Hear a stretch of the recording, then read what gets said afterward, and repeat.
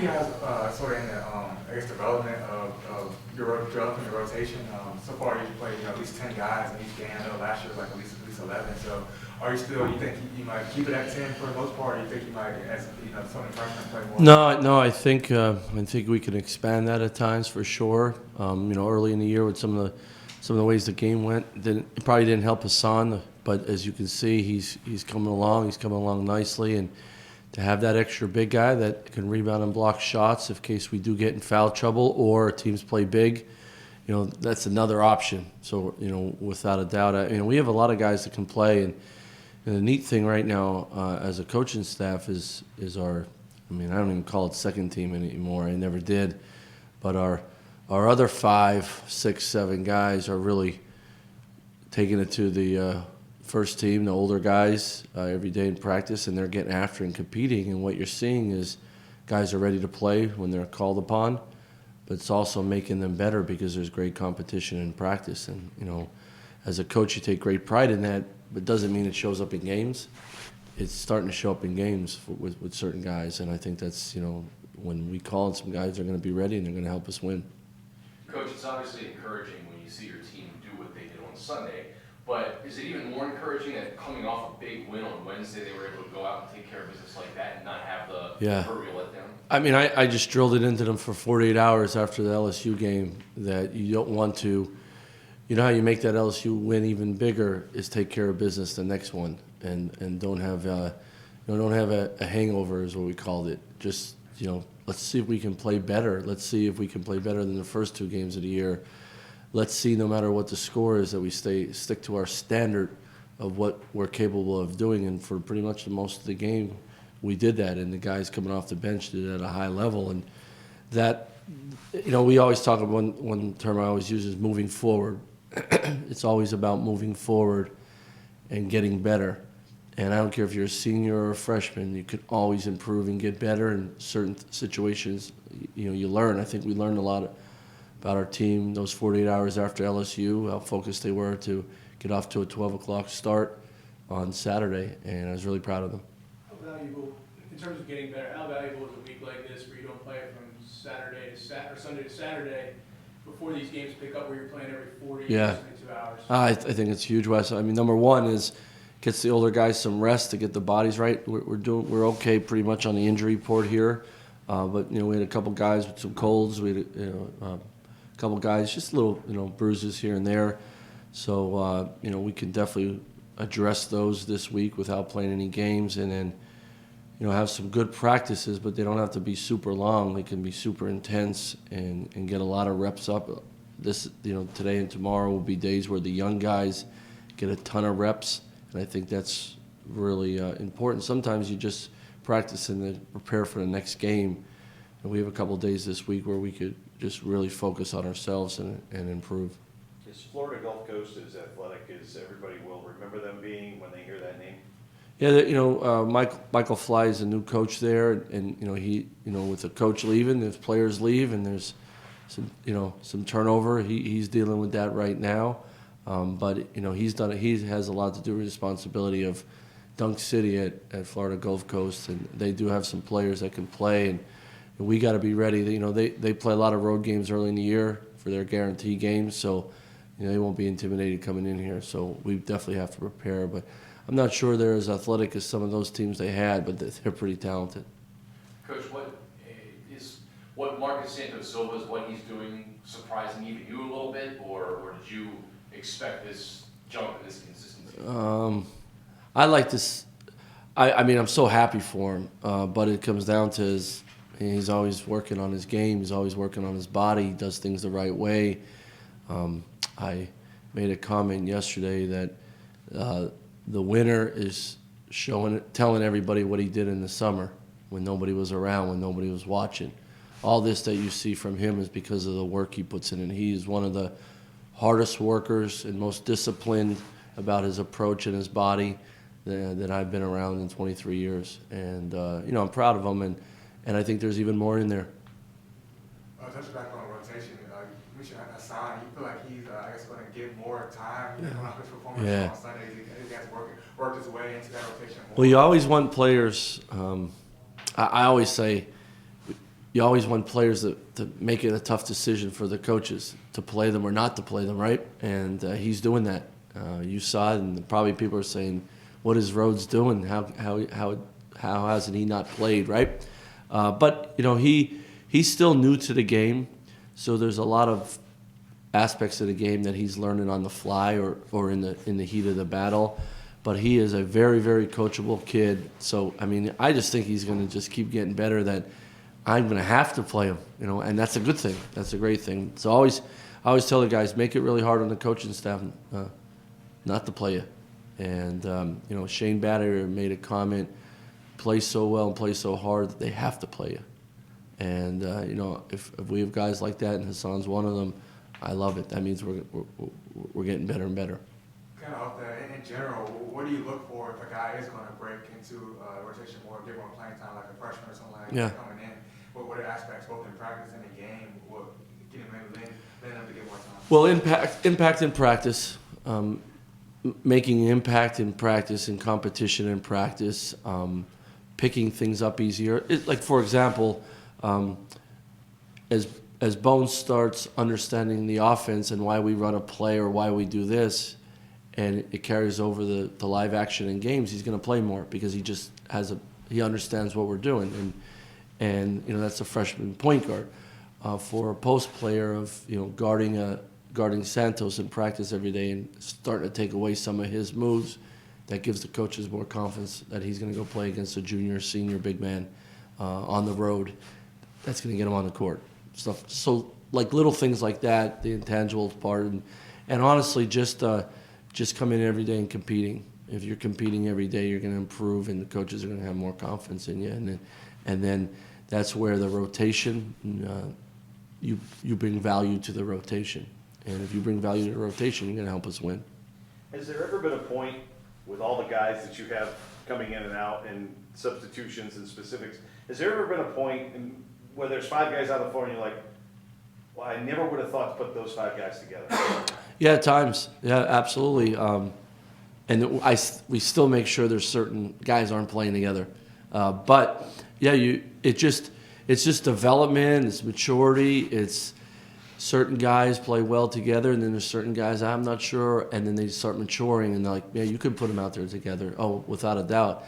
My first year here, I mean, that was probably the biggest adjustment. There was a certain group of 5 we could never play, and you know, it's gotten better and better that, you know, we have a different group of 5 out there, and you look out there and say, hey, there's some great strengths out there of them playing together. So it varies for sure.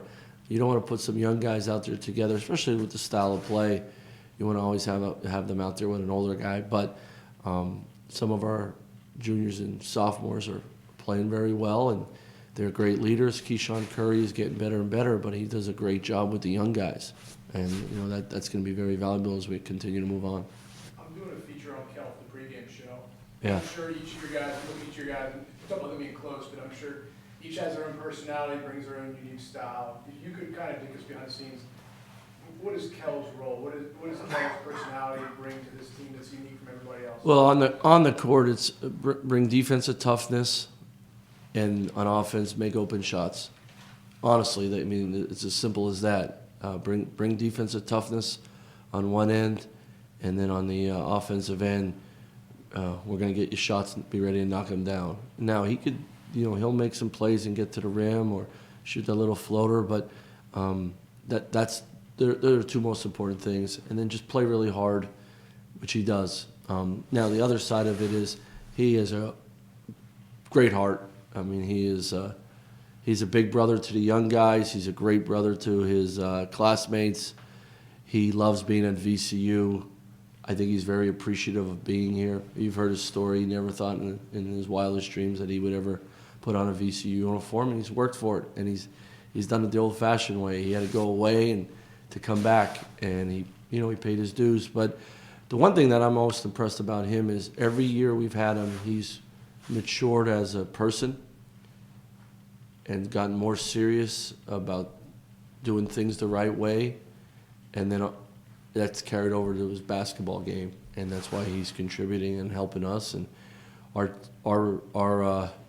his teammates really celebrate Kel's success. So that should tell you a lot. So he's fun to coach, and he's a lot more fun to coach this year than he was his first year. And usually that means he's learned to do it the right way and he's worked really hard. So I'm really proud of him, and he's fun to be around. He's fun around. He'd be a good coach someday. I mean, you know, always look at it as starters and non-starters, but with Mikel, again, you know, starting this year, regularly for the first time, I was, you know, through 4 games, he handled it. He's playing a little bit more minutes than he did last year Yeah. so far, so how was he handling it and playing the 4 too? Yeah, well, he likes the 4 now. He's undersized every game, but because he's tough. I always say you're from the east side of Richmond. I always say that to him. And from Highland Springs, you better be tough. But he brings that. He flies around. He throws his body around. I just think when you're a senior, you sort of sometimes get out of your own way. And he's like, Coach, tell me whatever I need to do. I just want to help us win. And so we're going to move you to 4. I think that will help you offensively. It's a defensively, you're going to have to scrap and grind. And he's like, okay. And it's got him on the court more. It's helped our rotations. It's helped our lineups at time. It gives us that extra shooter out there, which I think has helped us. You've seen that in games already. And, he's playing with great confidence, and that's what seniors should do. With Bones, how do you play the position, the point guard position? Is the relationship different for you, player, coach, because you play that position? Like when you maybe bring in Bones for a film session or something like that, is that relationship different than maybe it would be with a big because you play that position? Or? Well, I know that position naturally better than the others. But yeah, I'm probably harder on freshman point guards and sophomore point guards because I want the learning curve to be faster maybe than some other positions because it's so important to us because of our style of play and how fast we play and how we want to push it and keep that ball hot. There's less for me to have my hands on the reins, and so you want to make sure you have point guards that can make plays, that get guys shots, and also can control the tempo of the game when needed. And so he's learning that. And, the one thing, he's a very good passer, and he wants to get guys shots all the time. So who doesn't want to play with that for sure? He's just going to continue to learn the game. Greatest example, the other day, we ran a play, and I asked him, why do you think we ran that play? And he was going down the list. And he got it. I said, well, you got to know that why we run every play. And, after free throws, time and score is very important. And, it's not just roll the ball out and go play and see what happens.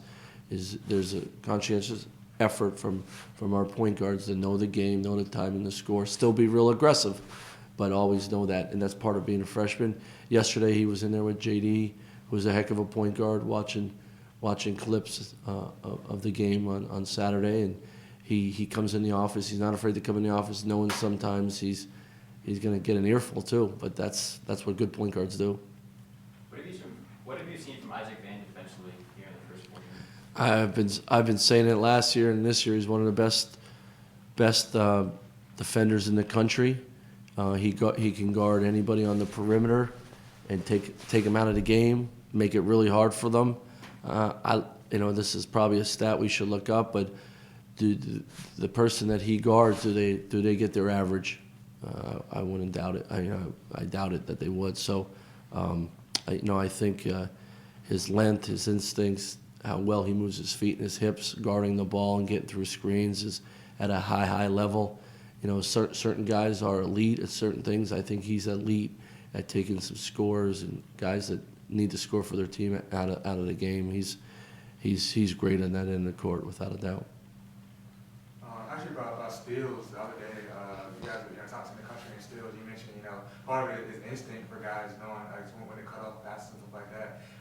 What's maybe the ratio of instinct versus you guys, the coaching to put them in the right positions and figure out how to do it the right way? Yeah, it's all discipline and positioning, Wayne, for sure. Like, let's be in the right position. If you're in the right position, the ball, you find steals, as we say. That's most important. It's not about gambling to make a steal. It's being disciplined to make a steal. This is how we do our double fist or our diamond press or our man-to-man defense in half court. And if you're in the right position, your discipline and your instincts will take over. And that's why we drill that all the time. But we also we also talk about, just like on offense, we want guys to make plays. On defense, we want guys to make plays, and not a gamble play where, it's, you're putting it all out there. Oh man, if I don't get the ball, I give up a layup. It's you're close, you're in a good place, you've done it before. Go make a play on the ball. I want our guys to do that. Sometimes we talk about making a play on the ball without losing your positioning. So that's stuff we just work on all the time, and the certain guys have a great instinct. If you put the ball out in front of IV, he's gonna pluck that away without losing his stance. If you throw a soft pass across the court to Marcus Evans's guy, he's probably gonna run through it or be pretty darn close. They're all in good position, but they're also able to be ready to make a play. And we want guys to be aggressive. We'd rather call the dogs off than call them on. And I think we want them like that all the time. Good. All right, guys. Thank you, Coach, appreciate Go- it. Yep.